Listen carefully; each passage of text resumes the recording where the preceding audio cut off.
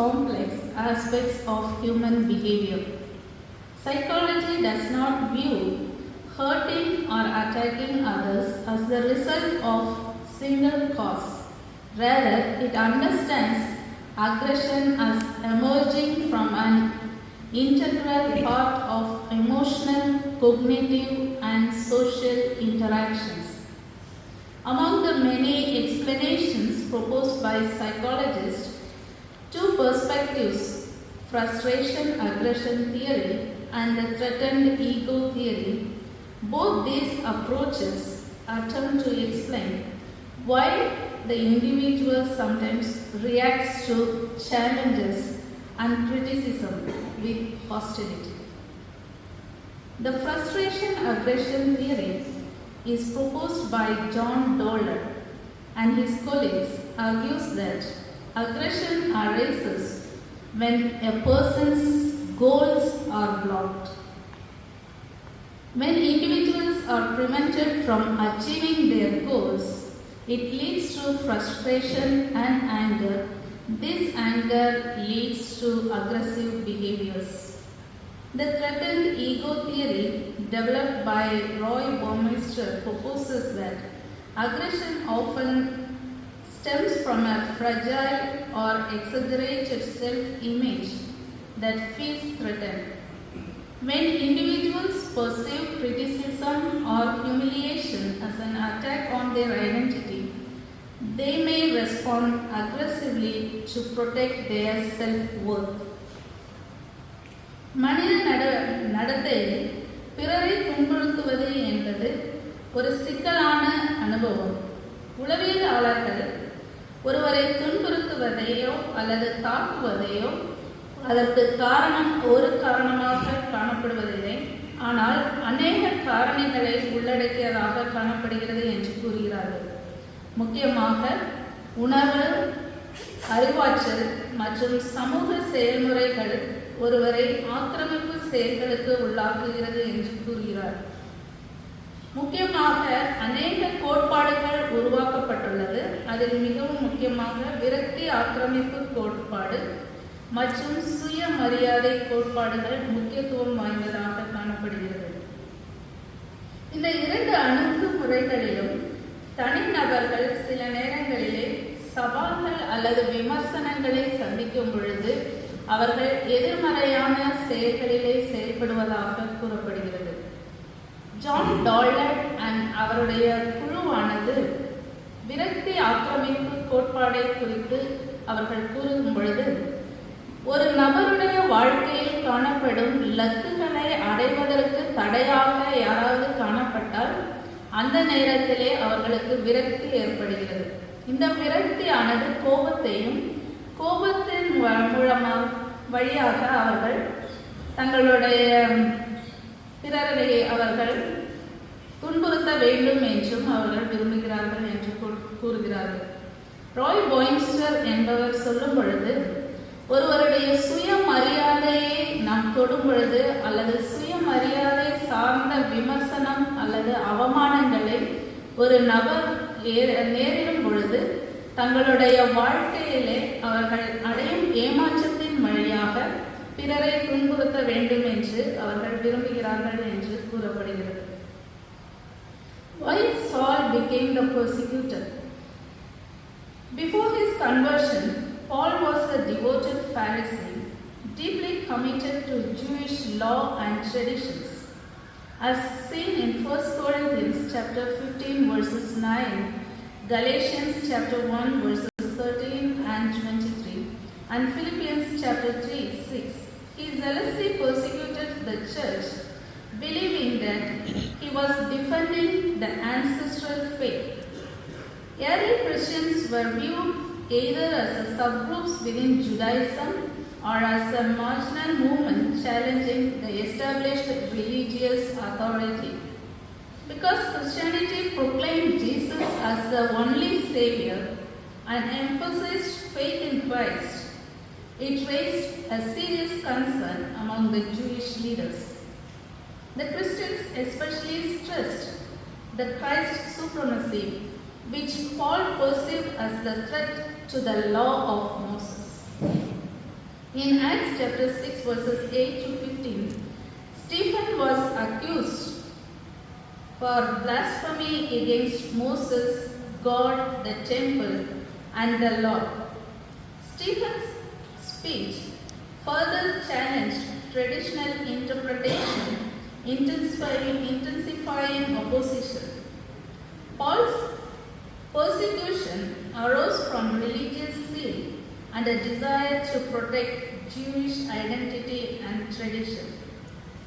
According to Bonham, the idea for an Orthodox Jew like Paul, belief in Jesus as the Messiah was itself the sufficient reason for persecution. மதம் மாறுவதற்கு முன்பு பவுல் ஒரு அர்ப்பணமுள்ள பரிசேயராக இருந்தார். யூத சட்டம் மற்றும் மரபுகளில் மிகுந்த ஆழ்ந்த ஈடுபாடு கொண்டிருந்தார். முதலாம் கொரிந்தியர் 15 பிரிவு 15, திருமொழிகள் 9, கலாத்தியர் 1:13-23 மற்றும் பிலிப்பியர் பிரிவு 3:6 இந்த திருமொழிகளிலே அவர் தனது மூதாதையரின் நம்பிக்கையை பாதுகாப்பதாக எண்ணி திருச்சபையை வைராக்கியமாக துன்புறுத்தினார். அவர் தன்னை பற்றி கூறும் பொழுது, நான் பிறந்த 8ஆம் நாள் விருத்த சேதனம் பெற்றவன், இஸ்ரேல் இனத்தவன், பென்யமின் குலத்தவன், எபிரேயர் பெற்றோருக்கு பிறந்த பரிசேயன், திருச்சட்டத்தில் எனக்கு இருந்த ஆபத்தால் திருச்சபையை துன்புறுத்தினேன் என்று கூறுகிறார். ஆரம்ப கால கிறிஸ்தவர்கள் யூத மதத்திற்குள் ஒரு துணை குழுவாகவோ அல்லது நிறுவப்பட்ட அதிகாரத்தை சவால் செய்யும் ஒரு இயக்கமாக பார்க்கப்பட்டனர். கிறிஸ்துவை ஒரே மீட்பராக அறிவித்து திருச்சட்டத்தை கண்டிப்பாக கடைபிடிப்பதை விட கிறிஸ்துவின் மீதான பற்றுறுதியை அவர்கள் வலியுறுத்தி போதித்தார்கள். அது யூத தலைவர்களிடையே மிகவும் குழப்பமான சூழல்களை ஏற்படுத்தியது. கிறிஸ்தவர்கள் குறிப்பாக கிறிஸ்துவின் மேலாதிக்கத்தை வலியுறுத்தினார்கள். இது மோசேயின் திருச்சட்டத்தை அச்சுறுத்துவதாக பவுல் உணர்ந்தார். திருத்தூதர் பணிகள் 6:8-15 வரை உள்ள திருமொழிகளில் மோசே கடவுள், கோயில் மற்றும் திருச்சட்டத்திற்கு எதிரான காரியங்களை ஸ்தேவான் போதித்தார் என்று அவர் மீது குற்றம் சாட்டப்படுகிறது. இப்படிப்பட்ட எதிர்ப்பையும் வைராக்கியத்தையும் அந்த இடத்திலே அவர்கள் மேற்கொள்கிறார்கள்.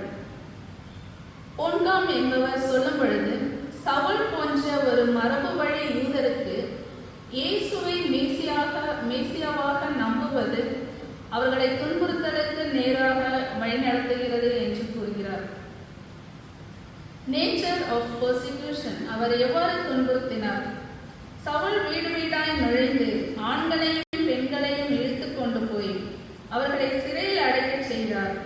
இவ்வாறு அவர் திருச்சபையை அழைத்து வந்தார் என்று சொல்லப்படுகிறது. திருமொழிகள் 4-13 வரை உள்ள திருமொழிகளில் சிதறிய மக்களை குறித்து சொல்லப்படுகிறது. The severe persecution scattered all the believers from Jerusalem.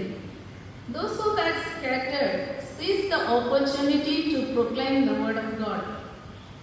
One of those forced to leave Jerusalem was Philip, who had been chosen along with Stephen to wait on the tables.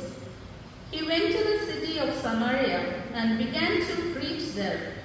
His message was same as the apostles they preached. The people began to pay attention to the good news.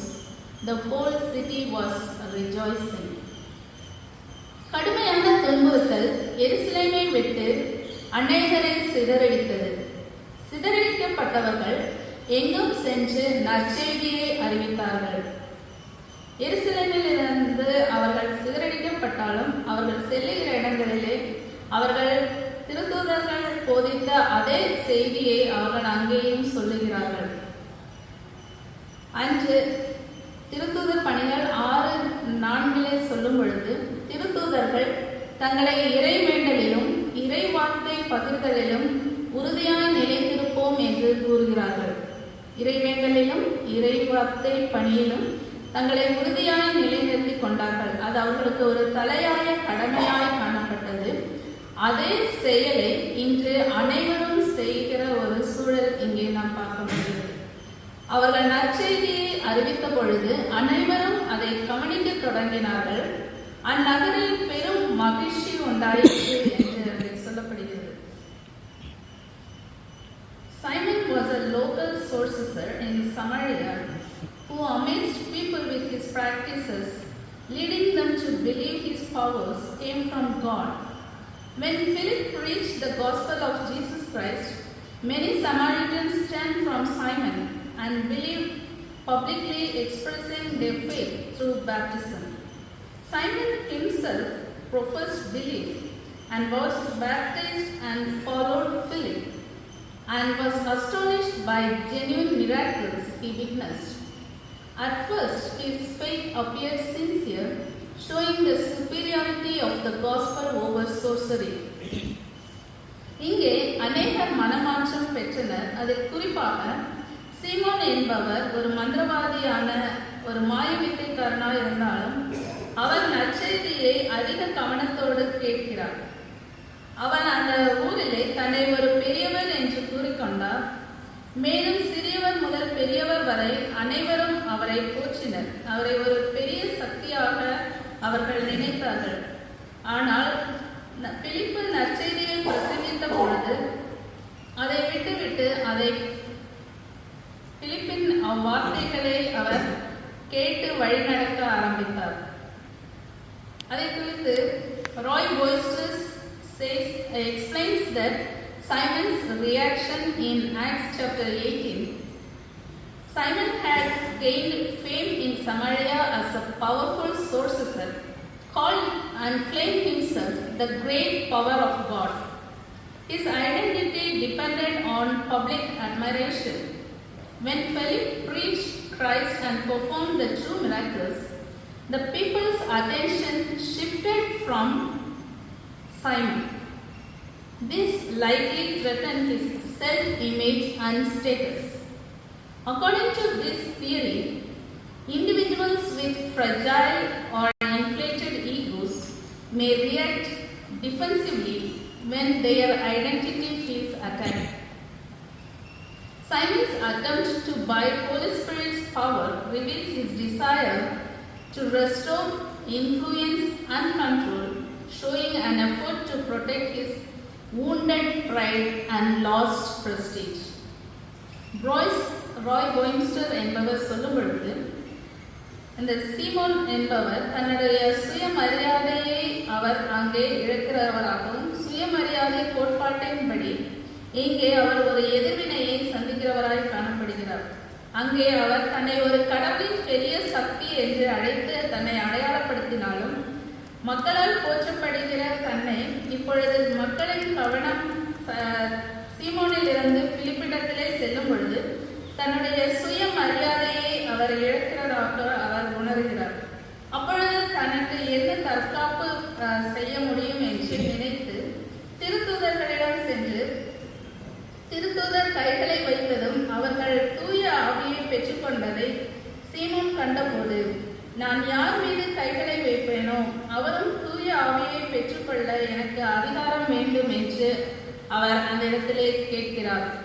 அவர் தன்னை ஒரு மனமாற்றத்தின் ஒரு நபராக காட்டினாலும் அவர் தன்னுடைய சுய மரியாதையை காப்பாற்ற வேண்டும் அல்லது தன்னை ஒரு கௌரவமான மனிதனாக சித்தரிக்க வேண்டும் என்று அவர் விரும்புகிறார். Simon also wanted to be baptized. According to the scholar Dunn, he claims that Luke has elevated the faith of Simon above the rest of the Samaritans. Peter and John arrived and laid hands on people and prayed for them to receive the power of Holy Spirit.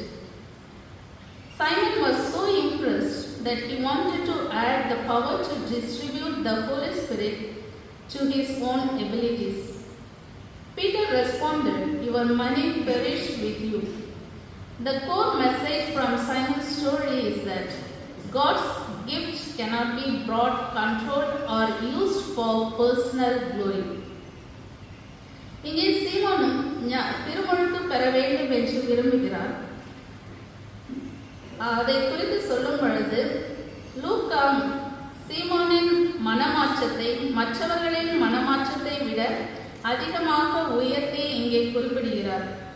பேதுருவும் யோவானும் வந்து மக்கள் மீது கைகளை வைத்து அவர்களுக்காக இறைவேண்டல் செய்யும் பொழுது அவர்கள் தூய ஆவியை பெற்றுக்கொள்கிறார்கள். இதை கண்ட சீமோன் மிகவும் ஈர்க்கப்பட்டு தன்னுடைய சொந்த திறன்களுக்காகவும் தன்னுடைய சக்தியை வெளிப்படுத்த வேண்டும் என்று அவர்களிடத்திலே கேட்கிறார். அதை இந்த இதிலிருந்து நமக்கு கிடைக்கிற செய்தி என்னவென்றால், கடவுளின் அருட்கொடைகளை வாங்கவோ கட்டுப்படுத்தவோ அல்லது தனி மனித மாட்சிமைக்காக பயன்படுத்தவோ கூடாது. Discipleship is about humility and surrender, not influence or control. Strongly relates to the spirit of Lent. Lent is a sacred time for reflection, repentance and renewal of the heart. Like Simon, we may be tempted to desire recognition, authority or spiritual importance. However, Lent challenges us to release pride and selfish ambitions. Through practices such as prayer, fasting and acts of charity, we learn to submit ourselves to God and open our lives to His transforming grace. While Simon sought spiritual power for himself, Lent encourages us to pursue inner holiness. Instead of trying to control God's gifts, we are invited to accept His grace with humility. Authentic discipleship during Lent involves self-denying, embracing sacrifice and growing in obedience and faith. சீடத்துவம் என்பது பெருமைக்காக அல்ல, கட்டுப்பாட்டை பற்றியது அல்ல. நம்மை முழுவதுமாக கடவுளுக்கு அர்ப்பணிப்பதை இந்த தவக்காலம் வலியுறுத்துகிறது. தவக்காலம் என்பது மனமாற்றம் மற்றும் இறைப்பற்றை வலியுறுத்துகிறது. சைமனை போலவே அங்கீகாரம், அதிகாரம் மற்றும் பதவிக்கான வாஞ்சை இவற்றை இருப்பினும் தவக்காலம் என்பது நமக்கு பெருமையிலிருந்து நம்மை விடுவிக்கவும் நம்முடைய சுயத்திலிருந்து நம்மை விடுவிக்கவும் ஒரு அழைப்பை விடுவிக்கிறது. இறைவேண்டல், உபவாசம் மற்றும் தர்ம செயல்கள் போன்றவற்றின் மூலமாக கடவுளுக்கு நம்மை அர்ப்பணிக்க முடியும். சைமன் தனக்காக ஒரு சக்தியை தேடினாலும் தவக்காலம் நமக்குள் உள்ளான மாற்றத்தை தொடர ஊக்குவிக்கிறது. கடவுளின் அருட்கொடைகளை கட்டுப்படுத்தவோ அல்லது அதை மாற்றவோ முயற்சிக்காமல் நம்மை முற்றிலுமாக கடவுளுக்கு அர்ப்பணம் செய்வோம். தவக்காலத்தின் போது உண்மையான சீடத்துவம் என்பது சுயத்தை மறந்து தியாகத்தை தழுவி பற்றுறுதியில் வளர்வதாகும். கடவுள் நம்மை இந்த இறைப்பற்றில் வளர நமக்கு உதவி அருள்வாராக. இறைவேண்டல் செய்வோம்.